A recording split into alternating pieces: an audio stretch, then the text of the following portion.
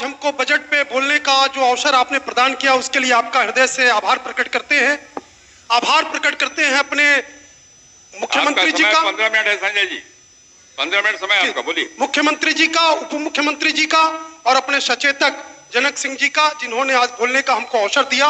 और सबसे अंत में और सबसे महत्वपूर्ण धन्यवाद उस लालगंज की महान जनता को, जिन्होंने चुन करके इस सदन में बिहार के विषय पर अपनी बात रखने का अवसर हमको प्रदान किया है। अध्यक्ष महोदय, मैं विषय से विषयांतर नहीं होता हूं। आज बजट का विषय है।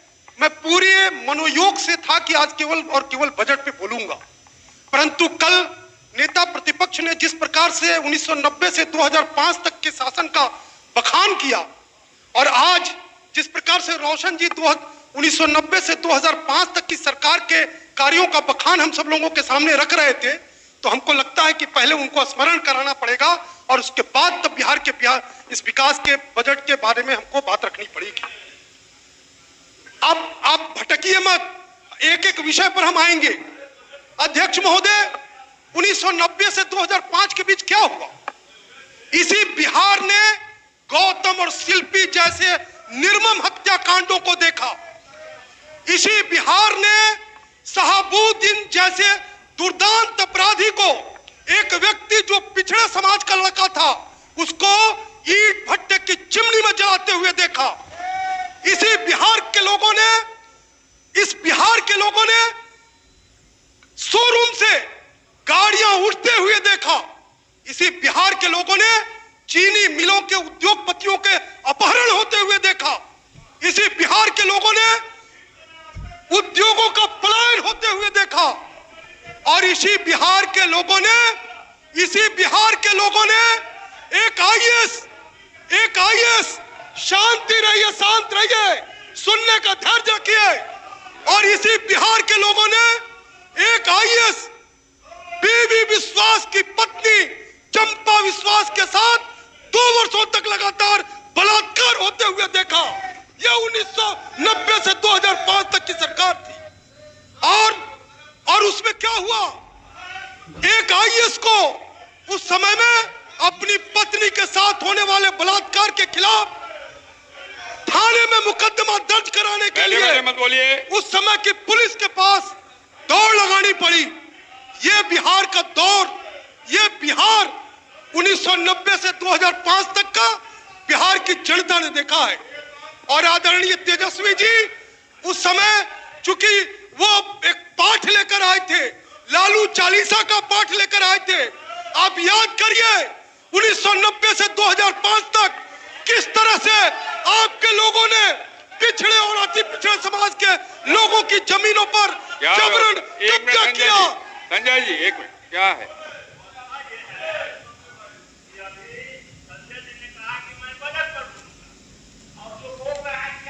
बैठिए, बोलिए संजय जी बोलिए। संजय जी, श्रद्धेय बाबू ने ठीक से सुना नहीं। मैंने यही कहा कि मैं बजट पे ही बोलूंगा, लेकिन हमको मजबूरन आपको 1990 से 2005 का इतिहास बताना पड़ रहा है, इसलिए कि कल नेता प्रतिपक्ष बजट पर नहीं बोल रहे थे, अभिभाषण पर राज्यपाल महोदय के नहीं बोल रहे थे। वो केवल और केवल एक बखान लेकर आए थे कि 1990 से 2005 तक की आपकी सरकार ने क्या किया। इसलिए हमको आपको आईना दिखाना पड़ रहा है। और आपके नेता चूंकि कम उम्र के हैं, उनको अभी स्मरण नहीं होगा वो जमाना, जिस जमाने में आपके लोगों ने इस बिहार के पिछड़े और अति पिछड़े समाज के लोगों की जमीन पर जबरन कब्जा किया, बेदखल किया और बहु बेटियों की इज्जत लूटने का काम किया। ये काम आपकी बिहार की सरकार में हुआ है, इसलिए हमको आईना दिखाना पड़ रहा है। बिहार के अंदर विकास की गाथा 2005 के बाद लिखी गई और 2005 के पहले की सरकार शिक्षा में क्या था हम देखते थे। हम जब कॉलेजों के अंदर जब पढ़ते थे तो हम अपने कॉलेज के, थोड़ा धैर्य से सुनिए, आईना समझ याद करिए। संजय जी हाँ बोलिए। अध्यक्ष महोदय बोलिए। हम तो कॉलेज में अखिल भारतीय विद्यार्थी परिषद के कार्यकर्ता के नाते काम करने वाले लोगों में से थे। हमको शर्म आती थी जब हमारा प्राध्यापक, हमारे कॉलेज का प्रोफेसर एक किराने की दुकानदार के सामने गिड़गिड़ाता था हमको जब वेतन मिलेगा तब हम आपके पास पैसा जमा करेंगे, हमारे बच्चों के खाने के लिए, हमारे परिवार को खाने के लिए किराना का सामान दीजिए। 6-6 महीना, 8-8 महीना शिक्षकों को वेतन नहीं मिलता था, कर्मचारियों को वेतन नहीं मिलता था। यह आपकी बिहार की सरकार ने किया है। आपकी बिहार की सरकार ने क्या किया है? आपको स्मरण करिए, आप स्मरण करिए, आपके जमाने में विद्यालयों में छप्पड़ नहीं हुआ करता था। छप्पड़ में अगर है तो शिक्षक नहीं होते थे। और आज जाकर देखिए, चमचमाती हुई बिल्डिंगें आपको दिखाई देंगी, अच्छे शिक्षक दिखाई देंगे, पढ़ते हुए विद्यार्थी दिखाई देंगे। और तो और हमारी बहनें जब साइकिल पर बैठ करके मीलों मील चल करके विद्यालयों में जाती हैं, वो दृश्य आपकी आंखों में चुभता है, इसलिए आपको दर्द होता है। अध्यक्ष महोदय, ये 1990 से 2005 का अगर कल और आज बखान नहीं होता तो वास्तव में हम केवल और केवल बजट पे बोलते, लेकिन इसलिए हमको बोलना पड़ रहा है क्योंकि लगता था जैसे एक सुनहरा बिहार 1990 से 2005 तक चला है। चूंकि आपके नेता की उम्र कम है, हमने कहा ना आपके नेता की उम्र कम है, इसलिए आपको उनको स्मरण नहीं रहता है, उनको जानकारी नहीं है कि कैसे इस बिहार को लूटा गया है। और हम ये नहीं कह रहे हैं। और तो और उस समय के सरकार के मुखिया आदरणीय लालू जी के सबसे करीबी लोगों में से एक सुभाष यादव ने जिन्हें जो कहा है उसका स्मरण करिए। बिहार के गुंडे राज को, बिहार के लफंगई के राज को किस तरह से उन्होंने प्रतिस्थापित किया है। और तय मानिए, आगे आने वाला जो ये 8-9 महीने के बाद चुनाव है, बिहार की जनता आपको पूरी तरह सफाया करेगी। कुछ टेक्निकल मिस्टेक के कारण आप इतनी संख्या में जीत गए, कुछ टेक्निकल मिस्टेक के कारण आप इतनी संख्या में जीत गए। आप 20-22 की संख्या पर सिमटा दिए जाइएगा, क्योंकि बिहार की जनता जानती है, बिहार के पिछड़े अति पिछड़े जानते हैं कि किस तरह से 1990 से 2005 तक आपने बिहार में गुंडा राज स्थापित किया, किस तरह से लफंगा राज स्थापित किया, यह बिहार की जनता ने देखा है। अध्यक्ष महोदय, हम जब आज चलते हैं तो अस्पताल के अंदर, तो हमने वो जमाना भी देखा है कि अस्पताल के अंदर भवन नहीं होता था, रंगाई पुताई करने के पैसे नहीं होते थे। और तो और मरीजों को दवाई देने के लिए पैसे तो छोड़िए, रंगाई पुताई जो सरकार नहीं करा सकती, वो मरीजों को भोजन क्या देगी, मरीजों को दवा क्या देगी। लेकिन आज जाकर देखिए, किसी भी सदर अस्पताल में देखिए, किसी भी अनुमंडल अस्पताल में देखिए, और तो और प्राथमिक स्वास्थ्य केंद्रों में जाकर देखिए, कितनी अच्छी व्यवस्था सरकार ने की है। आज एक एक व्यक्ति अपनी बीमारी में प्राइवेट हॉस्पिटल में नहीं जा रहा है, आज जाकर के सरकारी अस्पतालों में अपना इलाज करा रहा है। यह सरकार बनी है, यह सरकार 2005 के बाद अपनी प्रगति की है। अध्यक्ष महोदय, हम जब इनसे बात करते हैं तो मेडिकल कॉलेज महुआ में भी स्थापित हो रहा है, हर जिले के अंदर मेडिकल हॉस्पिटल स्थापित हो रहा है। यह बिहार का विकास का पैमाना तय हो रहा है। और अभी हमारे आदरणीय सम्राट चौधरी जी ने जो बजट रखा, उसमें कहा कि हम पिंक टॉयलेट बनाएंगे, पिंक टॉयलेट की व्यवस्था अपनी माताओं और बहनों के लिए करेंगे। तो हमारे कुछ सदस्यगण मजाक उड़ा रहे थे कि अब यही काम रह गया है वित्त मंत्री का कि अब शौचालय बनाएंगे।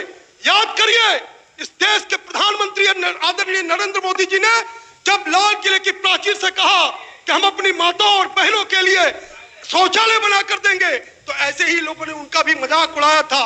लेकिन इनको दर्द नहीं मालूम है। हम और आप जब जैसे लोग जब गांव के अंदर पगडंडियों से गुजरते थे तो हमारी माता और बहनें रात होने का इंतजार करती थी कि कब रात होगा और हम शौच करने के लिए सड़कों के किनारे जाएंगे। और उस समय आपको और हमारे जैसा कोई व्यक्ति मोटरसाइकिल से, गाड़ियों से जब उधर से गुजरता था तो सड़क के किनारे हमारी माताएं और बहनें शर्म के मारे, बेइज्जती के मारे खड़ी हो जाती थी। उस जलालत और बेइज्जती से निकाल करके आदरणीय प्रधानमंत्री नरेंद्र मोदी जी ने इस देश के घर घर तक शौचालय पहुंचाया। वही काम हमारे वित्त मंत्री करेंगे। आज पिंक टॉयलेट के माध्यम से हमारी माताओं और बहनों को सार्वजनिक स्थानों पर जलालत नहीं झेलनी पड़े, बेइज्जती नहीं महसूस हो, इसलिए पिंक टॉयलेट का निर्माण कराया जाएगा। आज किसानों के लिए एक एक स्थान पर कोल्ड स्टोरेज बनाया जाएगा, हर प्रखंड में कोल्ड स्टोरेज बनाया जाएगा। यह आपको नहीं पचेगा, यह आपको नहीं पचेगा। इसलिए नहीं पचेगा कि अध्यक्ष महोदय, इन लोगों को विकास से कोई लेना देना नहीं है। यह विनाश वाले लोग हैं, यह विकास से दूरी बनाकर रखते हैं। और आज जो हमारा इतना बड़ा अभी हमारे आप अपनी बात जारी रखिए, आप उधर ध्यान मत दीजिए, इधर ध्यान दीजिए, इधर बोलिए। अध्यक्ष महोदय, अभी आपने कितना न्याय किया, रोशन जी को आपने 2 मिनट और बढ़ा करके समय दिया, और अभी अवध बाबू हमको टोक रहे थे जब उस आसन पर वो थे, तो हमको आपने जैसे कहा 15 मिनट, उस समय हमको 10 मिनट समय आवंटित किया गया। 5 मिनट केवल बचा आपका, अपनी बात बोलिए। हमको एक मिनट, हमको अध्यक्ष महोदय ने हमको 10 नहीं, बढ़िया। सत्यदेव बाबू आप बुजुर्ग आदमी हैं, हम पहली बार जीत कर आए, सुनिए तो धैर्य से। अरे वो आप टाइम किल कर रहे हैं, आप बोलते रहिए, बोलते रहिए। अध्यक्ष महोदय, आपने न्याय की कुर्सी पर बैठकर न्याय किया। अभी राजेश जी को 2 मिनट समय उनका बचा था, उनको मुहैया कराया कि आप बोलिए, लेकिन उसी आसन पर जब हमारे अवध बाबू बैठे थे, हमको आवंटित किया गया था सचेतक की ओर से 10 मिनट। ये सब बात ठीक नहीं, आप अपनी बात बोलिए जो उसको ठीक है, नहीं, अपनी बात बोलिए। तो विषय को उस समय रोका गया, उस समय बातें रखनी नहीं दी जाती थी। आज आपका धन्यवाद है कि आप समय पर हम सब लोगों को बोलने का अवसर दे रहे हैं। आज प्रत्येक डिग्री कॉलेज की स्थापना हो रही है। हमारी बहनों को उच्च शिक्षा के लिए आगे नहीं, दूर नहीं जाना पड़ेगा। तैयारी हमारी थी, लेकिन हमने कहा, सौरभ जी, हमने कहा कि आपके नेता कल जिस बॉडी लैंग्वेज के साथ बोल रहे थे, जिस तिलमिलाहट के साथ बोल रहे थे, उसका जवाब उनको मिलना जरूरी है। इसलिए उन्होंने 90 से 2005 की सरकार को नहीं देखा था, इसलिए यह बताना पड़ रहा है। और ठीक कहा था कल हमारे साथी ने कि बिहार के लोगों ने एक अशिक्षित महिला को मुख्यमंत्री बनते देखा, एक सबसे कम उम्र के व्यक्ति को, एक अनपढ़ व्यक्ति को, एक उच्च शिक्षा प्राप्त नहीं व्यक्ति को बिहार का प्रतिपक्ष का नेता बनते हुए देखा। अरे आप समझाइए अपने नेता को, जो कल बोल रहे थे तो आपने क्यों नहीं टोका? आप में से किसी की हिम्मत थी उनको कहने का कि आप राज्यपाल के अभिभाषण पर बोलिए? ये मैं आप में से किसी की हिम्मत थी उनको कहने की?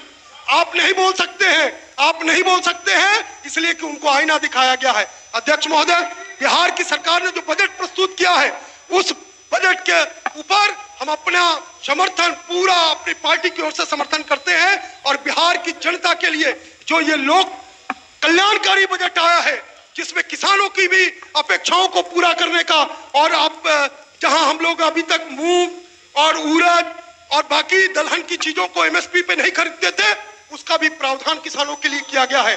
प्रखंडों में कोल्ड स्टोरेज की स्थापना की जाएगी, अनुमंडलों में कोल्ड स्टोरेज की स्थापना की जाएगी। ये हमारी सरकार कर रही है किसानों के लिए। नौजवानों के लिए हर प्रखंड में एक प्रखंड स्तरीय खेल का मैदान विकसित किया जाएगा, स्टेडियम विकसित किया जाएगा। साथ साथ प्रत्येक पंचायत के नौजवानों को हृष्ट पुष्ट हो सके, इसके लिए प्रत्येक पंचायत में भी खेल मैदान का विकास किया जा रहा है। यह हमारी सरकार कर रही है। हमारी सरकार डिग्री कॉलेज खोल रही है, हमारी सरकार मेडिकल कॉलेजों की स्थापना कर रही है, हमारी सरकार नौजवान से लेके किसान से लेके महिला तक की भागीदारी कर रही है। और आप 2500 माई बहन की योजना लेकर आ रहे हैं। आप सर्व करिए, आपकी सरकार के समय में माई और बहन की जो इज्जत लूटी जाती थी, उन माई बहनों को 2500 देकर आप उस समस्या का समाधान नहीं कर सकते। वो आप अपने माथे पर का कलंक नहीं मिटा सकते। अगर ये करना भी होगा तो हमारी सरकार करेगी। हमारी सरकार उन माताओं और बहनों के सम्मान के लिए कुछ राशि अगर भेजनी होगी, कुछ सम्मान करना होगा, तो ये हमारी सरकार करेगी, हमारे लोग करेंगे। ये हमेशा ध्यान रखिए। आज जाकर देखिए, आज पथ का निर्माण का क्या स्थिति है।